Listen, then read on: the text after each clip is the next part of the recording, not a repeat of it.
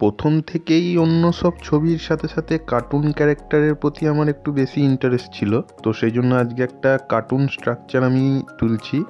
এই ধরনের ছবি আমি এর আগে চ্যানেলে আনিনি, তো সেই জন্য ভাবলাম যে আজকে একটা কার্টুন স্ট্রাকচার হোক। শুধুমাত্র পেন্সিলেই করব, রঙের ব্যবহার করব না, কারণ তোমরা জানো আমার এটা একটা প্রিয় বিষয়, পেন্সিল স্ট্রাকচার। আসলে বিষয়টা হচ্ছে যে কোনো লেভেলের আর্টের মধ্যে, যে কোনো ধরনের ড্রয়িংয়ের মধ্যে নিজেকে ফেলে একটু যাচিয়ে নেওয়া, এবং এই প্রসেসটা আমার মনে হয় যে কোনো লেভেলের আর্টের স্টুডেন্ট হোক বা টিচার হোক, সবারই কন্টিনিউয়াসলি এই প্রসেসটা কিন্তু চালিয়ে যাওয়া উচিত। অর্থাৎ নিজের কনফিডেন্স লেভেলটা যেন সবসময় আপে থাকে।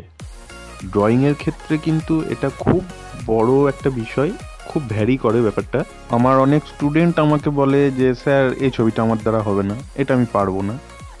আসল বিষয়টা হচ্ছে যে ভয়, এই ভয়টাকে কাটাতে হবে, কনফিডেন্স লেভেলটাকে বাড়াতে হবে, এবং তুমি যা দেখছো পেন্সিলে তুমি শুধুমাত্র সেটা করে যাও।